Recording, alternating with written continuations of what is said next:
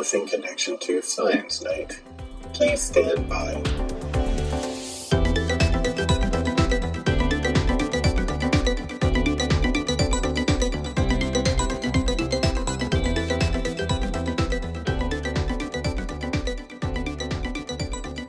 Welcome back to another edition of the Science Night podcast. My name is James, and we got a good one for you.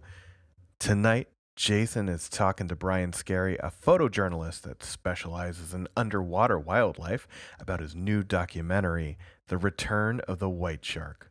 But first, it's Sharkfest. So get ready to sink your teeth into 72 hours of sharktastic programming during the entire month of July. You can find original and enhanced stuff across the Disney-owned channels. We're talking National Geographic, Nat Geo Wild, Nat Geo Mundo, the Disney Channel, Disney XD, Disney Junior, ESPN2, and streaming on Disney Plus and Hulu. But before you go check out the most authentic and comprehensive shark viewing experience ever, listen to Jason's conversation with Brian Skerry, coming up right now. I'd like to welcome to the podcast our guest, Brian Skerry. Brian is a photojournalist and film producer specializing in marine wildlife and underwater environments. Brian is coming to us today to talk about Sharkfest 2023, and in particular, his documentary, Return of the White Shark. Brian, thank you for coming on to talk to us today. You were involved in some incredible footage. I spent the morning this morning watching some of this documentary, and I have to tell you, I have been watching shark documentaries for a really long time. I'm an evolutionary biologist by training. I've always been very interested in marine environments, although that's not the area I specialized in, and so sharks were always really captivating to me. But I have not seen footage like this before. Tell us a little bit about what it was like to film sharks in Cape Cod. Well, thanks very much, Jason. So this was a project that was sort of near and dear to my heart. I started diving and exploring the ocean in New England waters. I grew up in Massachusetts. I live in Maine now, on the Maine coast. And, I started diving over 4 decades ago in these very waters. And if you had told me back then that, there would be hundreds of great white sharks swimming around Cape Cod and the Gulf of Maine, I would have thought you were crazy, but that's what we've seen evolved. So I created this film along with Sea Light Pictures from Australia as a way of giving audiences a window into the world of this newly emerging great white shark hub. There's about 5 major hubs of great white shark activity on planet Earth, as far as we know. But there's never been sort of this new emerging one. This would be analogous to a new pride of lions emerging in some place in Africa. But that kind of thing doesn't generally happen, but it is happening here. So we set out over 2 seasons to sort of document this as best we could, to give people a sense of what was going on, and primarily to focus on the work of scientists who are trying to understand the white shark's behaviors, how they feed in these waters, as a way of better protecting public safety.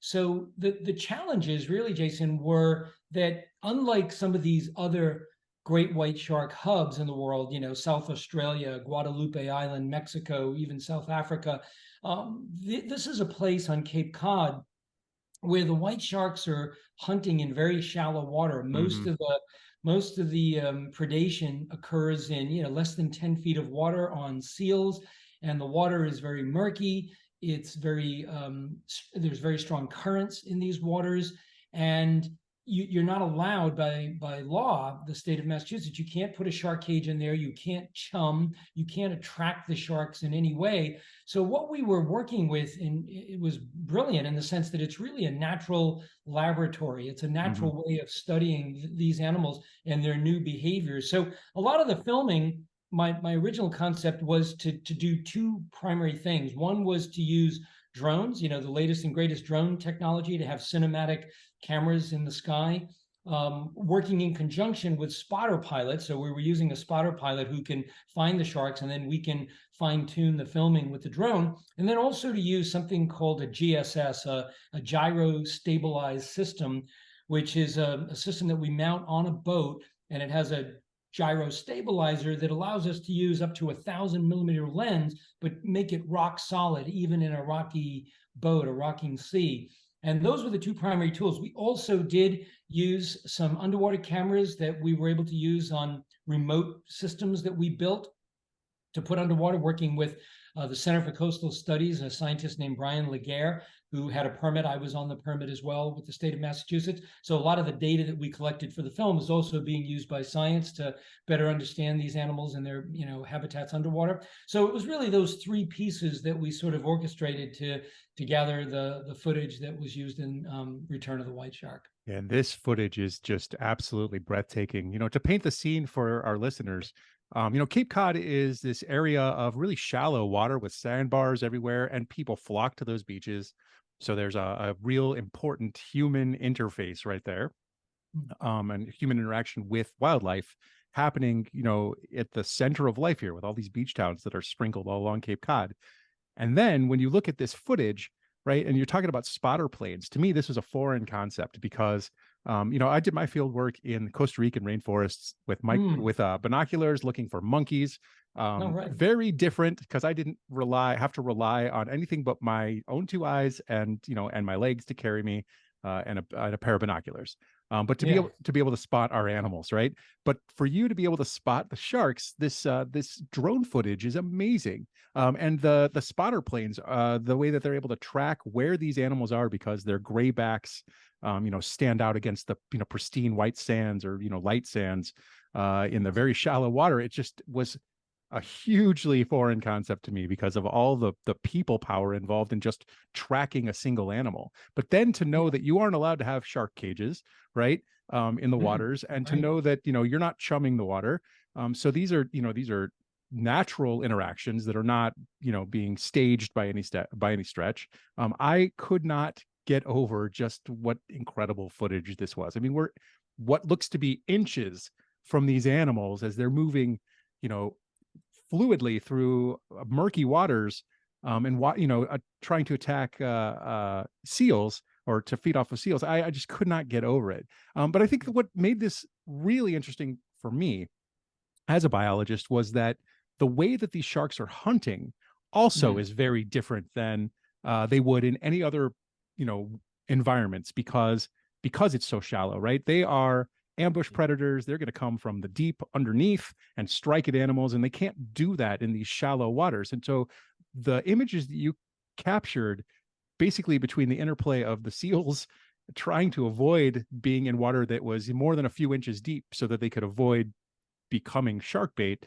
and the sharks trolling that interface were just remarkable images. So I just have to know, were you in this water?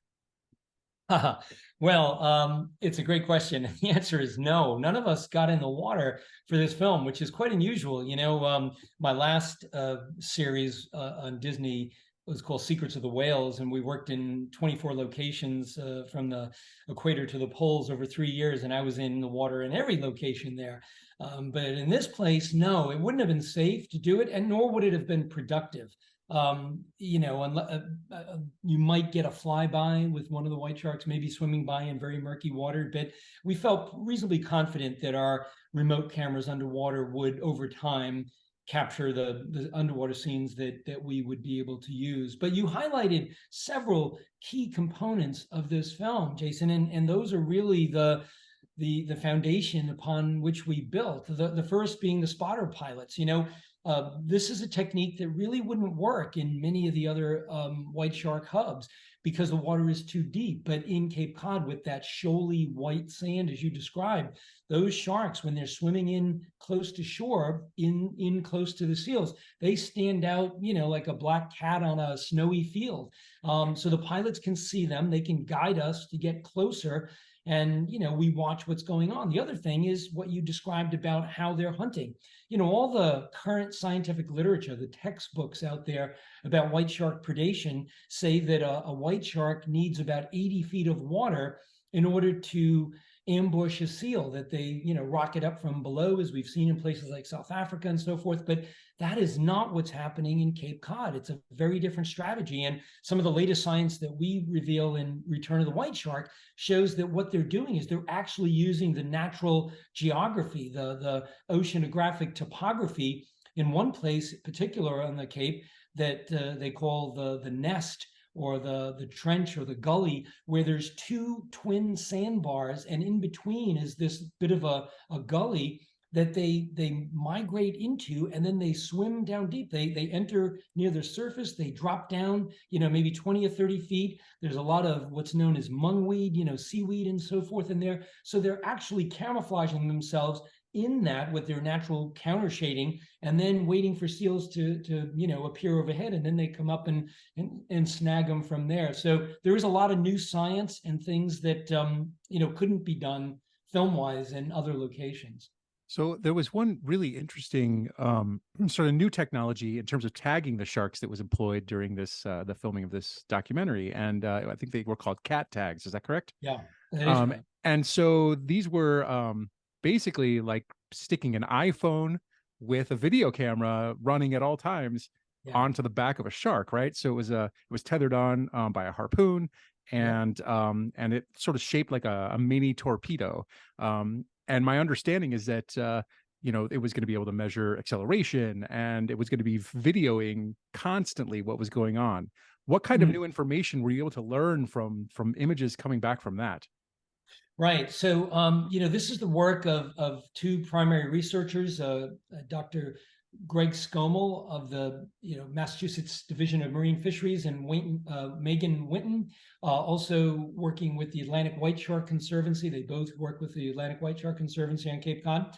And their work, a big part of what they're doing today is trying to study the fine scale movements of white sharks in Cape Cod. So their prior work that they were doing a population study over the last 10 years since this white shark hub sort of began to emerge in about 2009, 2010. And they've also been doing some tagging data, which are broad scale movements. So they'll tag a shark, they'll track its movements, see if it goes down to the Gulf of Mexico or out to Bermuda or up to the North Atlantic, where it's actually going. But now these cat tags, as you described, little torpedoes that stay on the shark for maybe 48 hours, 72 hours at the most, perhaps, and then they pop off. This is giving that fine scale movement. So there are accelerometers, so they can, when you retrieve the tag, you can look at when a shark sped up, when it slowed down. Usually the speeding up is probably a sign of predation or an attempted predation. They can measure water temperature, they measure time of day, they measure the salinity, all the various factors. And as Greg Skomel and Megan described it to me, what they're trying to achieve here is to essentially be like meteorologists. They figure that with enough data, which is, right now it's essentially data deficient. We don't know very much about when or how these animals predate, but the more that we can gather, including video data, which is part of the cat tag, then they can begin to put the puzzle together of when attacks most likely happening. Are they doing it at day? Are they doing it at night? Are they doing it high tide?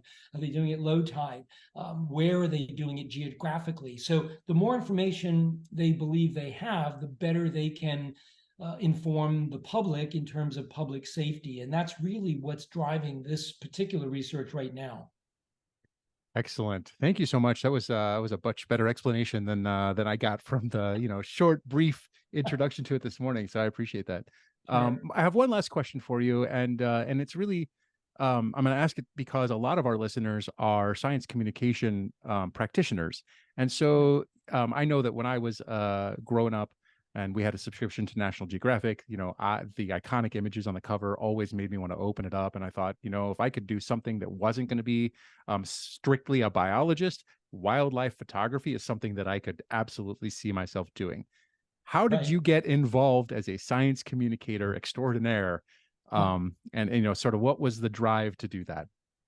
Well, thank you very much for that. I would say that, my trajectory was that I was a diver first. I started diving when I was about 15 years old, like you. I was reading National Geographic and watching documentaries as a kid, the old Cousteau documentaries maybe, and others, and wanting to do all kinds of exploration. Loved nature and really wanted to be out there in the ocean in particular.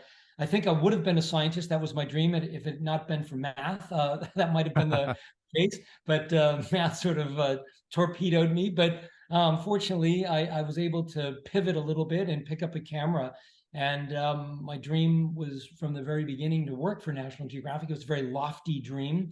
But in 1998, I got my first assignment with National Geographic Magazine. So I spent 25 years creating and proposing and producing stories for National Geographic about the ocean. I'm currently working on my, I think, 33rd story, but also, doing a lot more television and documentary film work these days as well. I think, for me, it was always essential to understand the science. The science was always, the ground floor, that foundation on which I was going to build the story. And I worked with scientists and still do in every story that I do.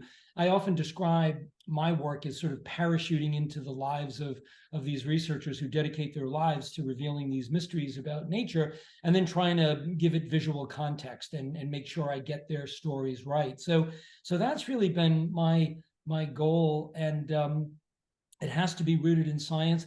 But I've often described when I'm doing speaking engagements, that I need to understand the science, but what I'm trying to capture is the poetry that exists in nature, the visual poetry. What I've learned is that you can pepper people all day long with facts and figures, and at some point they just glaze over. But if you can get them to fall in love, or at least have some appreciation, I realize that most folks aren't going to feel the same way about a fish that they might about a furry mammal in the forest. But if we can show them, in this case, that sharks are magnificent, that they have these evolutionary biologies that are unique, that they haven't changed in hundreds of millions of years because they haven't needed to change, and then show them how important they are to the ecosystem, connect the dots as we do in this film. The seals are important for, ecosystem restoration, and that what we're seeing here is actually the restoration of an ecosystem that, if you go back hundreds of years, there were sharks and seals.